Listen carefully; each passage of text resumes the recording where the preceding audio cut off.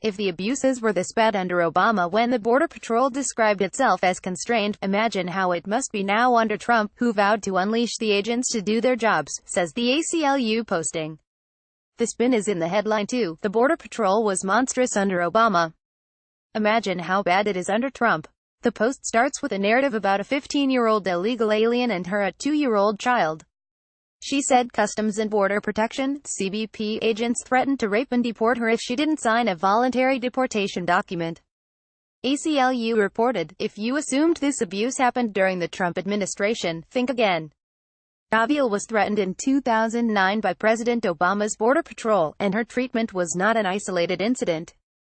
Her case is part of a pattern of physical, sexual, and emotional abuse by Customs and Border Protection officials against child immigrants that existed long before President Trump emboldened the agency by unleashing its officers to enforce his draconian immigration policies. We have received more than 30,000 pages of internal government documents detailing this abuse between 2009 and 2014 throughout the southern border region.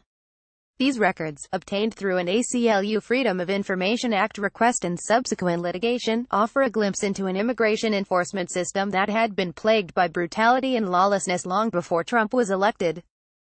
CBP denies the claims made in the report.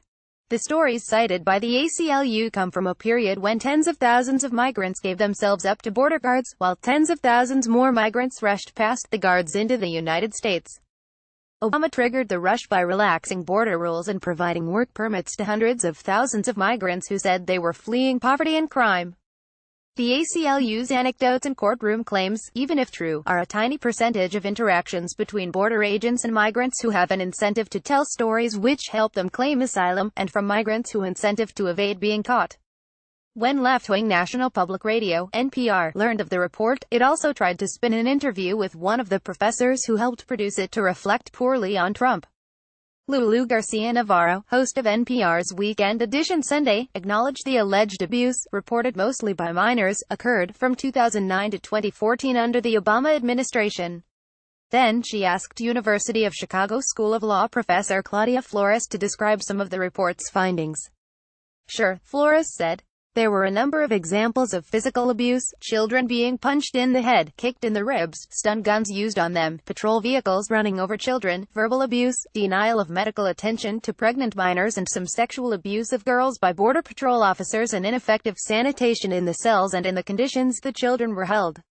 Garcia-Navarro then used to the ACLU report to smear the Trump administration, saying, as I mentioned, these allegations are coming to light at a time when the Trump administration has a stated policy. How should we view the alleged abuse under the Obama administration in light of this new policy? Flores said things on the border appear to be getting worse under the Trump administration. Follow Penny Starr on Twitter.